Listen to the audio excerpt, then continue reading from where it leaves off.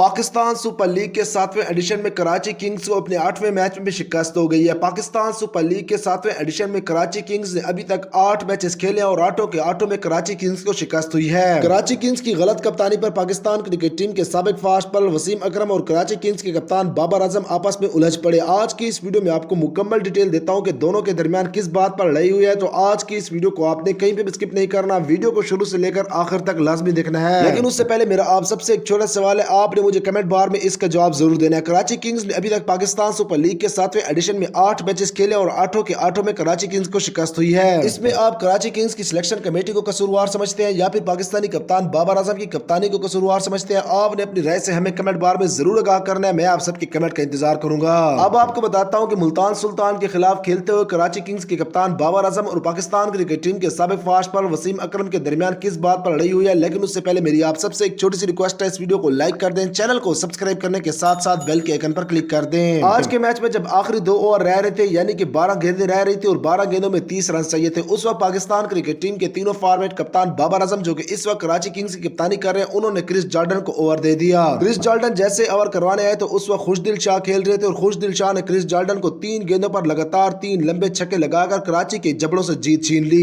بابر اعظم جب کرس جارڈن کو over they رہے تھے تو اس وقت پاکستان کرکٹ ٹیم کے سابق فاسٹ بالر وسیم اکرم بابر اعظم کو اشارے بھی کر رہے تھے کہ اس کو اوور نہ دو، لیکن بابر اعظم نے وسیم اکرم کی بات نہ سنی۔ اس کے بعد جیسے ہی پاکستان کرکٹ ٹیم کے تینوں فارورڈ کپتان بابر اعظم کی بات نہ مانی گئی تو پاکستان کرکٹ ٹیم کے سابق فاسٹ بالر وسیم اکرم باہر آئے اور بابر اعظم کے ساتھ کچھ بولنے لگے۔ بابر اعظم اور وسیم اکرم کے درمیان تھوڑی سی بحث ہوئی اور اس کے بعد وسیم اکرم بابر اعظم سے ناراض ہو کر واپس پویلین کی طرف چلے گئے۔ اس کے ساتھ ساتھ آپ کو اس بات سے بھی آگاہ کر دوں کہ آج کراچی کنگز نے پہلے بیٹنگ کرتے ہوئے ملتان سلطان کو 174 رنز کا ہدف دیا۔ ملتان سلطان نے یہ ہدف 19.3 اوور میں حاصل کر لیا۔